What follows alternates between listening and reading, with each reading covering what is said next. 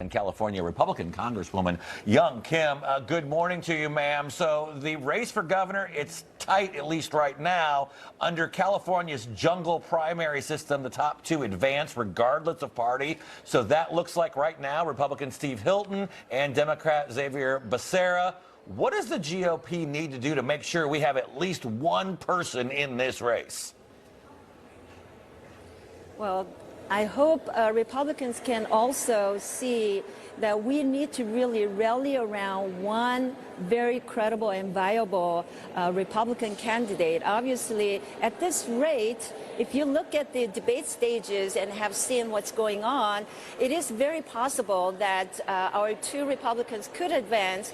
But because of the sheer number of Democrats registered to vote in the state of California, I think it would be prudent for us to rally behind one candidate. And that is not something I'm not personally advocating one or the other. It's just that it's up to the voters in the state of California. On the debate stage, I think we've seen enough, right? We have Democrats fighting on the stage, blaming each other and also putting all the blames to one person, and that's Donald Trump.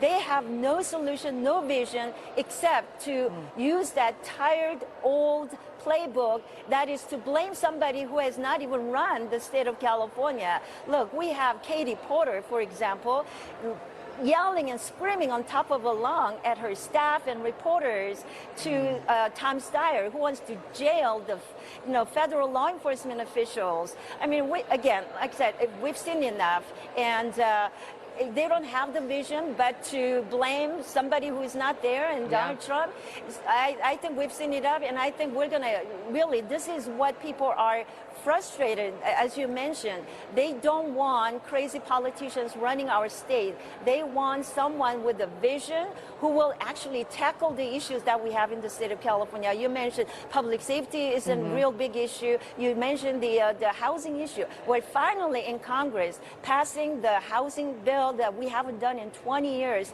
And I'm really glad I had a couple of my provisions that's included in there to make housing more affordable and make the affordable housing more accessible and attainable to hardworking Californians and Americans. And we know that as California battles another wildfire season, there's been criticism that Governor Newsom has not been as hands-on as Californians expect during these emergencies. Many residents feeling that the state has failed on forest management and disaster preparedness. Do you think there's any confidence left in state leadership when it comes to handling these disasters? Here's a very good example of why Californians, Republicans or Democrats and independents alike, to vote someone who has a vision, like one of the two Republicans would be great, right? Right. Gavin Newsom was in Washington, D.C., as you said.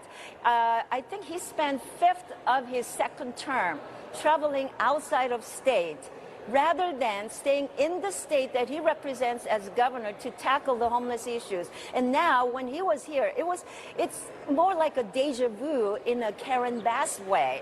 We had 17,000 people receiving evacuation notices while the wildfires are burning through Southern California. And where is he? Out of state, in Washington, D.C. What was he doing? Maybe auditioning for the next LinkedIn profiling. Yeah.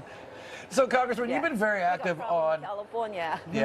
You've been very vocal on fraud in California, especially in the hospice area. The past you called California ground zero. This week, Dr. Mehmet Oz announced 800 hospital and home health care providers in California have been suspended. There's foreign-linked criminal networks siphoning about $1 billion away from taxpayers. What has to happen so we can make sure that this fraud stops, especially in places like California? Oh my goodness! I'm so glad you mentioned that. You know, we've seen just recently just in Los Angeles County alone, in like 1,500% increase in hospice providers, while the fraudsters are stealing and frauding and wasting all these funds from the vulnerable senior citizens. We need to stop this by really exposing what's actually happening in the state of California. That's what the independent journalists like Nick Shirley has been doing. And so for longest time, California politicians have kind of looked the other way and even talked about those people who are actually trying to expose this fraud as people are crazy. Well, they're not laughing anymore. We're not the ones that are crazy for exposing these.